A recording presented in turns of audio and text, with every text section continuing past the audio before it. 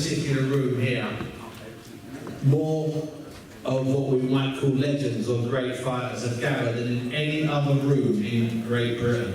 And if you think I'm ripping the arse out of that, if you think I'm lying, I'll tell you, I'll go through the list. You can throw fighters, any names at me, they've been in this room, they've sat on the table where that second row is, and Richie's interviewed them. So Roberto Duran, Sugar Ray Leonard, Tommy Hearns, Marvin Hagler, Tyson Fury, Carl Froch, Roy Jones, the list is endless. Any fighters from the last 30 years, 40 years, Larry Holmes, Jerry Cooney, they've been here in that, up there. Henry Cooper, some of the greatest fighters, not just in British history, but world history. And in this ring, only 3 years ago, a man called Delicious Ori, who absolutely was the star of the Commonwealth Games, he boxed in this ring. And for those of you that are fans of professional boxing, Adam Azim, who's just on a 5-year deal with Boxer to box on Sky, he boxed in this ring on the same day. And if you look at the programme here today, if you've managed to grab yourself a programme, have a look in the programme. Not a picture of me and Richie, because they're diabolical pictures.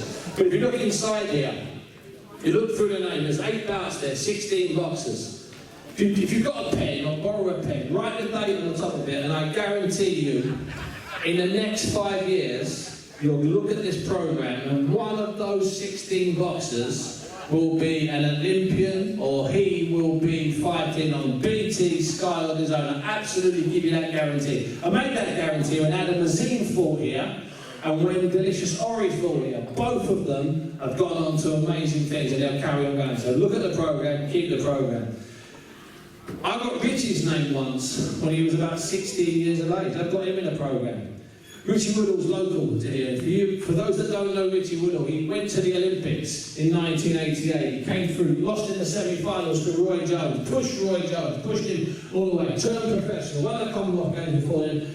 As a professional, used to be the king of Telford, still is the king of Telford, European champion, Commonwealth champion, and eventually and finally world champion. And Richie, events like this, and they're like this, because not all amateur boxing shows are sold to the rafters. Events like this is the lifeblood, the beating heart of amateur boxing. Yeah, 100%, Steve. This is where it all starts. And the kids here today will have dreams, as I did, of going on and becoming, obviously, a professional world champion, going to the Olympic Games. Yeah, the dreams really start in venues and rings like this. Dream big. Just enjoy the sport. To all the boxers that are here who are competing or watching, just enjoy the sport. Just let it grow, and you'll get better and better at it. And yeah, it's fantastic for me. Because I was just a normal kid. Growing up on a council estate in Telford, went to a local boxing club that my dad ran, and the rest is history. I just went on and on, and yeah, I just love the sport of boxing.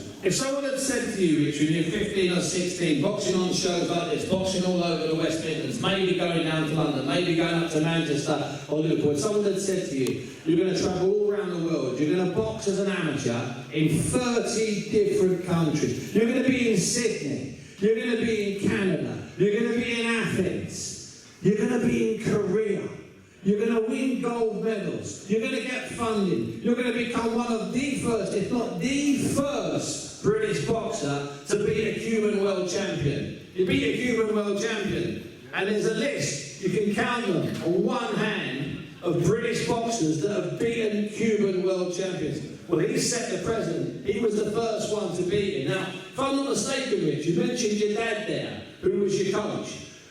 You called your dad when you were drawn against the Cuban in the tournament for a pectoral. What happened when you called your dad to tell him you were fighting the #1 amateur in the world, the Cuban world champion? What did your dad say to you? What words of advice and encouragement did he give you, Rich? Well, it was always my dream to box for England, and when I eventually boxed for England, I got picked to go to the World Championships in Moscow in 1989.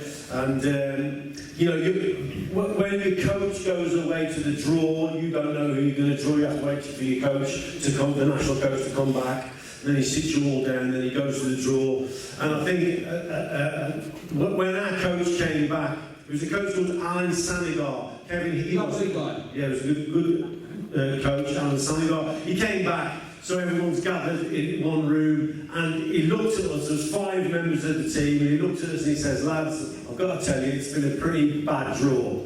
And he looked at Mark Ramsey, he says, Mark from Birmingham, you've got a tough local lad here from Russia, his name is Costa Sue. Yeah. No one had heard of Costa Sue then, but the great Costa Sue. So that was Mark Ramsey, he was matched up against him. And then he turns to me, well actually, he went to Mark Edwards and says, Mark, you got the German, Sven Hopke, who went on to be undefeated. 21 world title defence. Yeah. Then he looks to me, Steve, and says, Richie, Rich. he says, you've probably got the toughest draw. He says, because you've got the reigning world champion, the Cuban, Joe Louis Hernandez. So if your nickname's Joe Louis Hernandez, you know you're in trouble. You're in big trouble. So I calls my dad straight away and says, Dad, I've got some bad news. He says, what's the matter, son? I said, I've drawn the Cuban. And there's a little pause, and he says, so?